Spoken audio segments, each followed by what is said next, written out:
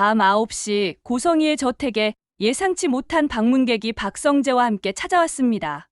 현관문이 조용히 열리는 소리가 들렸고 거실 소파에 앉아있던 고성이는 그 소리에 고개를 들었죠. 그리고 그녀가 본 것은 바로 자신이 20년 넘게 숨겨온 비밀, 아들 한우진이었습니다. 엄마, 저 왔어요. 우진의 밝은 목소리가 고요한 저택에 울려 퍼졌습니다. 하지만 고성이의 얼굴은 환영의 미소가 아니라 순식간에 새하얗게 질려버렸죠. 그녀의 입술이 파르르 떨렸습니다. 우진아. 너 지금 뭐 하는 거야? 고성이의 목소리는 겨우 속삭임처럼 나왔습니다. 머릿속이 하얗게 비워지는 느낌이었죠. 아니, 이럴 수가. 분명 미국에 있어야 할 아들이 왜 여기에? 그것도 남편이 있는 이 집에. 그런데 더 큰 문제가 생겼습니다. 여보? 누구요? 이 시간에 누가 온 거예요? 놀란 남편 박진석의 목소리가 등 뒤에서 들려왔습니다. 고성이는 순간 온몸이 얼어붙는 것 같았죠. 심장이 미친 듯이 뛰기 시작했습니다. 쿵쾅쿵쾅 그 소리가 귀에까지 들리는 것 같았어요. 박진석이 점점 다가오는 발소리. 고성이는 급하게 우진의 팔을 움켜쥐었습니다. 손톱이 파고들 정도로 세게요. 이 애는 제가 오래전부터 후원하던. 고성이의 목소리는 떨렸지만 그녀는 필사적으로 침착함을 유지하려 애썼습니다. 박진석이 거실 불을 환하게 켰습니다. 그의 눈빛은 의심으로 가득했죠. 당신, 나한테 뭐 말 안 한 거 있어? 날카로운 질문이었습니다. 박진석은 20년 넘게 사업을 해온 사람이었어요. 사람의 거짓말을 금방 알아채는 눈을 가진 남자였죠. 그의 시선이 고성이에게서 우진에게로, 다시 고성이에게로 오갔습니다. 보육원 후원하는 아이 중에 어렸을 때부터 제가 돌봐준 애예요. 고성이의 목소리가 갑자기 밝아졌습니다. 거짓말을 할 때 사람들이 흔히 그러듯 그녀는 오히려 과하게 명랑한 척했죠. 이 애가 엄마가 없어서요. 어려서부터 저를 엄마라고 불렀어요. 워낙 친근하게 지내서. 갑자기 한국에 올 일이 생겼다고 연락이 와서 하룻밤 재워주려고요. 박진석은 여전히 의심스러운 표정이었지만 고성이는 더 이상 변명할 틈을 주지 않았습니다. 당신은 먼저 주무세요, 여보. 피곤하시잖아요. 저 얘 방 좀 정리해주고 금방 올라갈게요. 그녀는 우진의 팔을 거의 끌다시피 하며 계단을 올라갔습니다. 박진석은 그 모습을 물끄러미 지켜보았죠. 뭔가 석연치 않았지만 아직은 확신할 수 없었습니다. 게스트룸 문이 닫히는 순간 고성이의 얼굴에서 가면이 벗겨졌습니다. 그녀는 우진을 벽으로 밀어붙이며 낮은 목소리로 쏘아붙였어요. 어쩌자고 여기까지 온 거야? 내가 뭐라고 했어? 미국에서 조용히 학교나 다니라고 했잖아. 고성이의 손이 부들부들 떨렸습니다. 분노인지 두려움인지 아니면 둘 다인지 그녀 자신도 알 수 없었죠. 엄마. 우진의 목소리는 작고 떨렸습니다. 그는 어머니의 눈을 똑바로 보며 말했어요. 이젠 밝혀도 되지 않아요? 전 더 이상 그림자처럼 숨어서 살기 싫어요. 왜 전 성재형처럼 떳떳하게 엄마를 엄마라고 부를 수 없는 거예요? 난 엄마의 친아들인데요. 우진의 눈에 눈물이 고였습니다. 마음 여린 청년의 눈에서 흐르는 눈물이었죠. 그 눈물 속에는 20년 넘게 쌓인 외로움과 그리움, 그리고 원망이 담겨 있었습니다. 하지만 고성이의 대답은 냉혹했습니다. 닥쳐. 단 2글자였지만 그 안에는 협박과 경고가 모두 담겨 있었죠. 하룻밤만 자고 내일 당장 미국으로 돌아가. 알았어? 고성이는 더 이상 말하지 않고 방을 나갔습니다. 문이 닫히는 소리가 유난히 크게 들렸어요. 우진은 그 자리에 주저앉아 소리 없이 울었습니다. 침대 시트를 움켜쥔 그의 손은 새하얗게 질려 있었죠. 다음 날 아침 8시, 고성이는 우진을 집에서 멀리 떨어진 공원으로 데려갔습니다. 사람들의 눈을 피하기 위해서였죠. 이른 아침에 공원은 조깅하는 사람 몇 명뿐 한적했습니다. 낙엽이 바람에 날리고 찬 공기가 얼굴을 스쳤어요. 두 사람은 나무 벤치에 나란히 앉았습니다. 하지만 그들 사이의 거리는 멀고도 멀었죠. 고성이가 입을 열었습니다. 그녀의 목소리는 어제보다 더 차가웠어요. 우진아, 엄마가 하나만 물어볼게. 너 죽고 싶어? 살고 싶어? 섬뜩한 질문이었습니다. 친아들에게 할 수 있는 말이 아니었죠. 우진은 온몸에 소름이 돋는 것을 느꼈습니다. 저는 살고 싶어요. 그럼 내가 시키는 대로 해. 고성희의 목소리에는 어떤 감정도 없었습니다. 마치 사업 협상을 하는 것처럼 냉정했죠. 절대로 성재 앞에 나타나지 마. 내가 내 아들인 걸 누구도 단 한 사람도 알아서는 안 돼. 알겠어? 하지만 엄마, 전 그냥 엄마랑 같이 살고 싶을 뿐이에요. 형처럼, 영라처럼요. 가족으로. 전 너무 외로워요. 우진의 목소리가 떨렸습니다. 고성희는 차갑게 웃었습니다. 그 웃음은 마치 얼음장 같았어요. 같이 살고 싶어? 그건 내가 내 말을 완벽하게 따랐을 때나 가능한 일이야. 지금은 아니야. 아직 때가 아니라고. 그녀의 눈빛에는 무언가 계획이 담겨 있었습니다. 우진은 그것을 읽을 수 없었지만 본능적으로 두려움을 느꼈죠. 자신의 엄마가 때로는 너무나 무서운 사람이라는 것을 다시 한번 깨달았습니다. 한편 박진석의 아들 성재는 자신의 서재에 앉아 있었습니다. 노트북 화면에 푸른 빛이 그의 얼굴을 비췄죠. 그의 손가락이 키보드 위에서 움직였습니다. 검색창에는 고성의 과거라는 단어가 입력되어 있었어요. 뭔가 이상해. 성재는 혼잣말을 했습니다. 어젯밤 그 청년, 새엄마를 보는 눈빛이 심상치 않았어. 보육원 후원생. 그게 사실이라면 왜 그렇게 당황했을까? 엔터 키를 누르자 여러 개의 검색 결과가 떴습니다. 오래된 신문 기사들, 사회면 뉴스들. 성재의 눈이 점점 날카로워졌죠. 이게 뭐지? 화면에는 20년 전의 기사가 있었습니다. 한 모 씨, 의문의 교통사고로 사망? 어린아이 둘을 안고 눈물을 흘리고 있는 젊은 여자의 인터뷰 사진이 눈에 들어왔습니다. 사진은 흐릿했지만 성재는 그 얼굴을 알아볼 수 있었습니다. 설마 성재의 손이 떨렸습니다. 이건 단순한 의심이 아니었어요. 뭔가 큰 비밀이 숨겨져 있다는 확신이 들었죠. 좀 더 파봐야겠어. 그는 다시 검색을 시작했습니다. 밤새도록 진실을 찾기 위해서요. 그날 저녁 카페 봄날에서는 마지막 송별 파티가 열렸습니다. 카페가 문을 닫기 전 마지막 밤이었죠. 오색 풍선들이 천장에 매달려 있었고 케이크와 음식들이 테이블 가득 놓여 있었어요. 직원들과 단골 손님들이 모여 웃고 떠들었습니다. 그 가운데 세 사람의 마음은 복잡하게 엇갈리고 있었죠. 지역은 구석진 곳에 서서 은호를 멀리서 바라보고 있었습니다. 은호는 친구들과 함께 웃고 있었어요. 그녀의 웃음소리가 카페 안에 울려 퍼졌죠. 지역은 그 소리를 들으며 가슴이 두근거렸습니다. 언제부터였을까요? 이렇게 은호만 보면 심장이 빨리 뛰기 시작한 게. 지역 씨, 거기 계셨네요. 은호의 목소리에 지역은 화들짝 놀랐습니다. 응. 은호야. 지역의 얼굴이 순식간에 빨개졌어요. 그는 당황한 나머지 뒷걸음질 치다가 뒤에 있던 테이블에 쿵 부딪혔습니다. 괜찮으세요? 은호가 웃으며 손을 내밀었습니다. 하지만 지역은 그 손을 잡지 못했어요. 마치 얼어버린 것처럼 꼼짝도 하지 못했죠. 보는 사람들이 민망할 정도로 지역은 안절부절 못했습니다.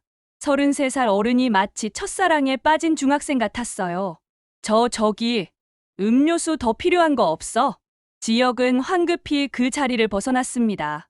은호는 그런 지역을 보며 피식 웃었죠. 귀엽다는 생각이 들었거든요. 하지만 이 모든 장면을 지켜보는 사람이 있었습니다. 바로 성재였죠. 성재는 와인잔을 든 채벽에 기대어 서 있었습니다. 그의 눈은 은호를 따라갔어요. 은호가 웃을 때마다, 은호가 다른 사람과 이야기할 때마다 성재의 가슴은 조금씩 아팠습니다. 이미 알고 있었죠. 자신이 은호를 좋아한다는 것을요. 하지만 친구 지역도 은호를 좋아한다는 것을 이제 확실히 알 수 있었습니다. 지역의 그 서툰 모습, 떨리는 목소리, 피하는 듯 하면서도 계속 눈이 가는 시선. 모든 것이 말해주고 있었어요. 성재는 와인을 한 모금 마셨습니다. 씁쓸했어요. 파티가 무르익을 무렵 성재는 조용히 밖으로 나갔습니다. 카페 밖 테라스는 조용했어요. 찬 바람이 불었지만 성재는 개의치 않았습니다. 난간에 기대어 밤하늘을 올려다보았죠. 별이 하나, 둘 보였습니다. 얼마 후 문이 열리는 소리가 들렸습니다. 성재야. 지혁의 목소리였습니다. 성재는 돌아보지 않았어요. 은호 좋아하냐? 성재의 질문은 직설적이었습니다. 지혁은 놀라 멈춰섰죠. 성재야, 나는 솔직하게 말해. 우린 친구잖아. 지혁은 한참을 입을 열지 못했습니다. 하지만 결국 그는 고백했어요. 나도 모르게 그렇게 돼버렸어. 지혁의 목소리가 떨렸습니다. 처음엔 정말 그냥 편한 동생 같은 후배였어. 내가 지켜줘야 할 후배. 카페에 오면 은호가 있고 같이 커피 마시면서 이런저런 이야기 나누고 그게 좋았어. 그런데 언제부터인가 은호가 웃으면 나도 기분이 좋아지고 은호가 힘들어하면 내 가슴이 아프고 지혁은 손으로 얼굴을 감쌌습니다. 미안해, 성재야. 내가 은호를 좋아하는 거 나도 알아. 근데 내 마음을 어떻게 할 수가 없더라. 성재는 천천히 돌아섰습니다. 그리고 지혁을 똑바로 보았죠. 나도 그래. 나도 은호를 좋아해. 성재의 고백이었습니다. 지혁의 눈이 커졌어요. 그럼 이렇게 하자. 성재가 지혁에게 다가갔습니다. 그의 눈빛은 진지했어요. 우리가 결정하는 게 아니라 은호가 누구를 선택할지 은호한테 맡기는 거야. 어때? 그래도 돼? 지혁의 목소리가 떨렸습니다. 우린 친구잖아. 은호를 정말 좋아한다면 은호의 선택을 존중해야지. 그게 진짜 사랑 아니겠어? 성재가 손을 내밀었습니다. 지혁은 그 손을 한참 바라보았죠. 그리고 천천히 그 손을 잡았습니다. 고맙다, 성재야. 우리 둘 다 멋지게 경쟁하자. 그리고 은호가 누구를 선택하든 우리의 우정은 변하지 말자. 두 남자는 악수를 나눴습니다. 밤하늘의 별빛이 그들을 비췄죠. 다음 날 오후 시내 한복판에 세련된 갤러리에서는 영나의 개인 전시회가 열리고 있었습니다. 꽃 피우는 마음의 정원이라는 제목의 전시회였죠. 영나가 1년 동안 공들여 그린 그림 20점이 하얀 벽에 걸려 있었어요. 사람들이 작품을 감상하며 감탄사를 쏟아냈습니다. 정말 아름답네요. 이 색감 좀 봐요. 정말 환상적이에요. 영나는 우아한 원피스를 입고 손님들과 인사를 나눴습니다. 그녀의 얼굴에는 미소가 가득했죠. 하지만 그 미소는 곧 얼어붙고 말았습니다. 갤러리 입구 쪽에 한 남자가 서 있었거든요. 검은색 모자를 깊게 눌러 쓴 남자. 선글라스를 낀 그 남자는 움직이지도 않고 영나만 뚫어지게 쳐다보고 있었습니다. 영나는 그 시선을 느꼈어요. 온몸에 소름이 돋았죠. 그때 영나의 옆으로 이지환이 다가왔습니다. 지혁의 동생인 잘생긴 청년이었죠. 영나의 운전수 겸 경호원으로 일하고 있었어요. 영나야, 저 남자 수상한데 조심해. 지환의 목소리는 낮았지만 단호했습니다. 어디? 저기, 모자 쓴 남자. 방금 전부터 계속 너만 쳐다보고 있어. 영나가 그쪽을 보자 남자가 움직이기 시작했습니다. 천천히, 그러나 분명하게 영나 쪽으로 다가오고 있었어요. 저 사람, 영나의 얼굴이 창백해졌습니다. 알아봤거든요. 3개월 전에도 나타났던 그 스토커였습니다. 지환이 재빨리 영나 앞을 막아섰습니다. 당신, 누구죠? 스토커는 대답하지 않았습니다. 그는 지환을 피해 영나에게 다가가려 했죠. 하지만 지환이 그의 팔을 붙잡았습니다. 경찰 부르기 전에 조용히 나가시죠. 나는 팬이에요. 영나 씨의 팬. 스토커의 목소리는 떨렸습니다. 하지만 그의 눈빛은 광기로 가득했어요. 나는 영나를 사랑해요. 영나는 내 거예요. 스토커가 소리치며 몸부림쳤습니다. 갤러리 안이 순식간에 술렁였죠. 사람들이 비명을 지르며 뒤로 물러났습니다. 지환은 침착하게 스토커의 팔을 비틀어 제압했습니다. 태권도 사단의 실력이었죠. 으악! 스토커가 바닥에 쓰러졌습니다. 경비원들이 달려왔어요. 경찰 불렀습니다. 그때 성희가 다가왔어요. 이놈은 내가 처리하지. 이 기사 우리 영나 많이 놀랬을 테니까 집까지 바래다 줘요. 오늘 수고 많이 했어요. 밤 10시 갤러리의 경비실. 스토커는 의자에 묶여 있었습니다. 경비원이 밖에서 경찰을 기다리고 있었죠. 복도는 고요했습니다. 갤러리의 모든 손님들이 돌아간 후였거든요. 그때 복도를 지나가는 발소리가 들렸습니다. 하이힐 소리, 또각또각, 고성이었습니다. 그녀는 경비실 앞에서 멈춰 섰어요. 그녀의 입꼬리가 올라갔습니다. 고성이는 주변을 살폈습니다.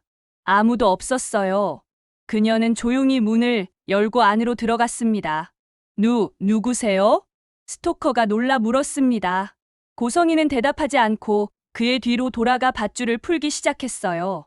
스토커는 더욱 당황했습니다. 왜 나를 풀어주는 거죠? 쉿 조용. 당신, 영나를 좋아하나 보죠? 고성이의 목소리는 차갑고 낮았습니다. 그렇습니다. 전 영나를 사랑해요. 좋아요. 그럼 내가 시키는 대로만 하세요. 밧줄이 풀렸습니다. 스토커는 손목을 주물렀어요. 더 불길한 톤으로 뭘 하라는 건가요? 영나를 적당히 겁만 주세요. 다치게 하지는 말고요. 그냥 무서워하게만 만들면 돼요. 왜 그런 걸 시키는 건가요? 당신은 대체 누구죠? 고성이가 스토커를 똑바로 보았습니다. 그녀의 눈빛은 얼음처럼 차가웠어요. 그건 당신이 알 필요 없어요. 그냥 시키는 대로만 하세요. 그럼 당신이 영나에게 더 가까이 갈 수 있게 도와줄 테니까요. 정말인가요? 스토커의 눈이 반짝였습니다. 광기 어린 희망의 빛이었죠. 물론이죠. 하지만 영나를 다치게 하면 안 돼요. 알겠죠? 알겠습니다. 스토커가 조심스럽게 밖으로 나갔어요. 복도는 여전히 고요했죠. 그는 고양이처럼 소리 없이 비상계단으로 사라졌습니다. 고성이는 경비실 안에 홀로 남았어요.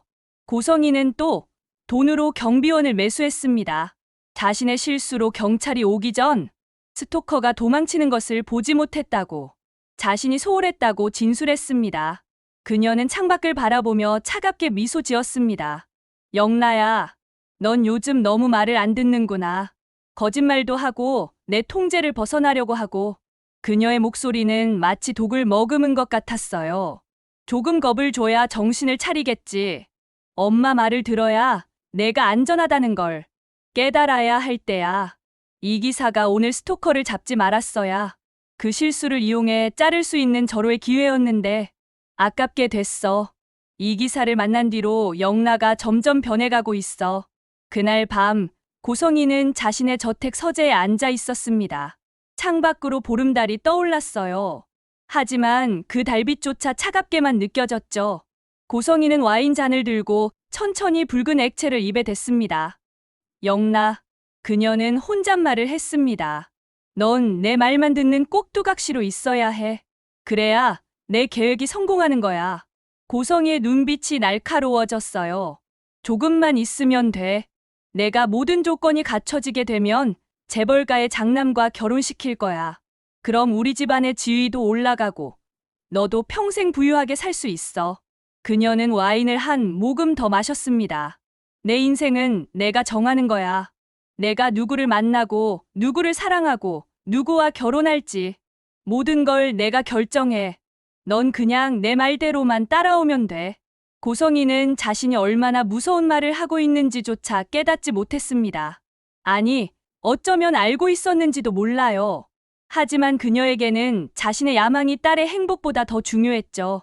내가 만약 내 말을 안 듣는다면 그녀의 목소리가 더욱 낮아졌습니다. 그때는 더 강한 방법을 써야겠지. 스토커 정도로는 부족하다면 다른 방법도 있어.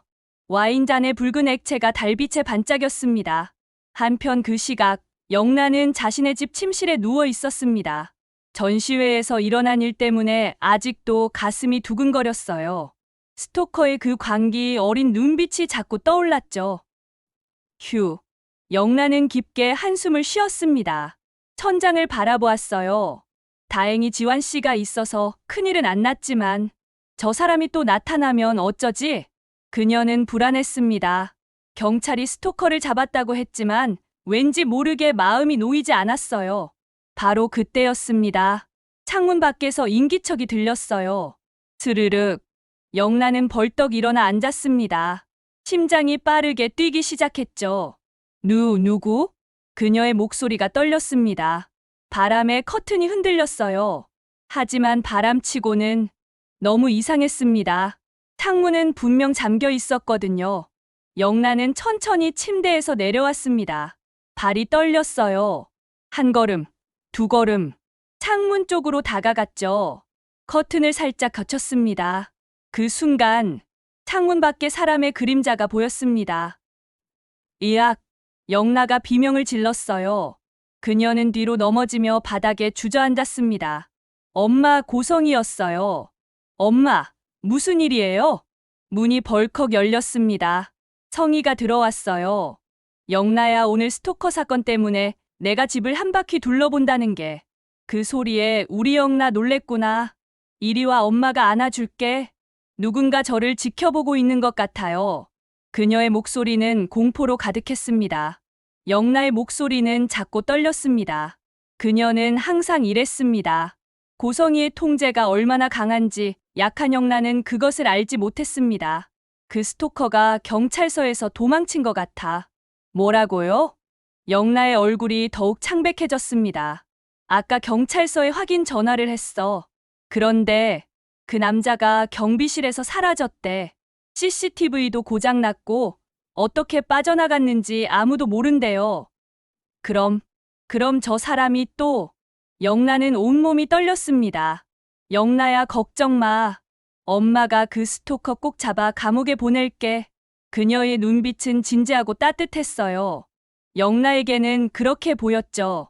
처음으로 조금 안심이 되었습니다. 고마워요, 엄마. 안 되겠다. 오늘 밤은 여기에서 우리 딸 영라랑 자야겠다. 그러니까 안심하고 푹 자렴. 한편 도심의 허름한 모텔 방. 스토커는 침대에 앉아 영라의 사진을 보고 있었습니다. 그의 휴대폰에는 영라의 사진이 수백 장 저장되어 있었죠. 영라, 내 영라. 그는 미친 듯이 중얼거렸습니다. 그때 휴대폰이 울렸어요. 모르는 번호였습니다. 여보세요? 잘 도망쳤나 보네요. 고성이의 목소리였습니다. 당신은 약속했죠? 영라를 겁만 주라고. 다치게 하지 말고요. 스토커의 목소리에는 자랑스러움이 묻어났습니다. 차갑고 계산적인 톤으로 잘했어요. 앞으로도 계속 그렇게 하세요. 한 달에 한 번씩. 영라가 항상 불안하게 만들어요. 하지만 절대 다치게 하거나 직접 접촉하면 안 돼요. 알겠죠? 왜 그래야 하는 건가요? 그건 당신이 알 필요 없어요. 시키는 대로만 하세요. 그럼 나중에 영라와 가까워질 수 있는 기회를 줄 테니까. 거짓말이었습니다. 고성이는 처음부터 그런 의도가 없었어요. 그저 영라를 통제하기 위한 도구로 이 남자를 이용하고 있을 뿐이었죠. 알겠습니다. 꼭 그렇게 하겠습니다. 전화가 끊어졌습니다. 고성이는 만족스럽게 미소 지었어요. 이제 영라는 겁에 질려서 집 밖을 나가는 것도 무서워할 거야. 그럼 더 쉽게 통제할 수 있어. 완벽해. 며칠 후 성재는 드디어 결정적인 단서를 발견했습니다. 그는 밤낮 없이 고성이의 과거를 조사했어요. 오래된 신문 기사들, 병원 기록들, 학교 자료들, 모든 것을 샅샅이 뒤졌죠. 그리고 마침내 한 문서를 발견했습니다. 이게 출생신고서? 화면에 띄워진 것은 30년 전의 출생신고서였어요. 아이의 이름은 한우진, 어머니의 이름은 고성희. 역시 그랬어. 성재의 손이 떨렸습니다. 하지만 더 충격적인 건 그 다음이었어요. 출생신고서 옆에 첨부된 또 다른 문서. 그것은 입양 취소 서류였습니다. 입양? 새엄마가 자기 아들을 입양 보냈다가 취소했다고? 성재는 더 깊이 파고들었습니다. 그리고 알게 되었죠. 고성희가 딸과 아들 한우진을 낳았다는 것. 그 아이들을 보육원에 보냈다는 것. 하지만 입양은 시키지 않았다는 것. 대신 후원자로 위장해서 우진을 뒤에서 지원해왔다는 것을. 미친. 이게 대체 무슨. 성재는 머리를 감싸 쥐었습니다. 그는 더 조사했어요. 그리고 최근의 기록을 발견했습니다. 3년 전 한우진이 미국 유학을 갔다는 기록. 그 유학 비용을 댄 사람은 익명의 후원자. 하지만 성재는 알 수 있었죠. 그게 바로 고성이라는 것을. 그럼 그날 밤 우리 집에 온 그 청년이 새엄마의 친아들. 성재의 눈빛이 날카로워졌습니다. 아버지는 모르시는 거야. 새엄마가 결혼 전에 아이가 있었다는 걸. 그리고 그 아이를 지금도 몰래 후원하고 있다는 걸. 그럼 딸은? 아무리 찾아도 기록이 없어. 성재는 자리에서 일어났습니다. 이 사실을 아버지한테 말해야 하나? 아니야, 아직은 아니야. 증거가 더 필요해. 확실한 증거가. 그는 노트북 화면을 저장하고 암호를 걸었어요. 새엄마, 당신이 뭘 숨기고 있는지 끝까지 밝혀낼 거야. 그 시각 한우진은 서울 외곽의 작은 원룸에 숨어 있었습니다. 어머니 고성이가 마련해준 곳이었죠. 하지만 우진은 행복하지 않았어요. 이곳은 집이 아니었습니다. 그저 감옥 같았죠. 창밖을 내다보았습니다. 사람들이 거리를 오가고 있었어요. 가족들과 함께 웃으며 걷는 사람들. 우진의 가슴이 아팠습니다. 나도 그냥 평범하게 엄마랑 살고 싶을 뿐인데. 그의 눈에 눈물이 고였어요. 휴대폰이 울렸습니다. 어머니에게서 온 문자였죠. 절대 밖에 나가지 마. 성재가 너를 찾고 있어. 들키면 큰일 나. 우진은 휴대폰을 집어 던지고 싶었습니다. 하지만 그럴 수 없었어요. 어머니가 무서웠거든요. 이렇게는 못 살아. 우진은 중얼거렸습니다. 엄마가 뭐라고 하든 나는 더 이상 숨어 살지 않을 거야. 형한테 가서 모든 걸 말할 거야. 그게 옳은 일이야. 그는 가방을 챙기기 시작했습니다. 옷 몇 벌과 서류들, 그리고 자신이 고성이의 아들이라는 걸 증명할 수 있는 모든 증거들을 챙겼어요. 미안해요, 엄마. 하지만 전 더 이상 그림자로 살 수 없어요. 우진은 문을 열고 밖으로 나갔습니다. 한편 카페 송별회 이후 며칠이 지났습니다. 은호는 새롭게 리모델링한 디자이너 사무실에서 일을 시작했어요. 하지만 마음 한편이 무거웠죠. 지혁과 성재, 두 사람의 마음을 알게 되었거든요.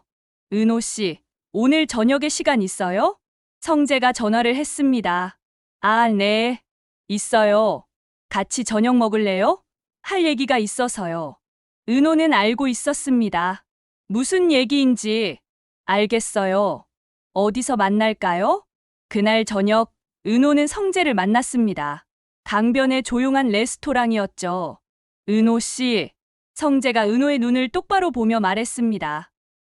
저, 은호 씨를 좋아해요. 아니, 사랑해요. 고백이었습니다.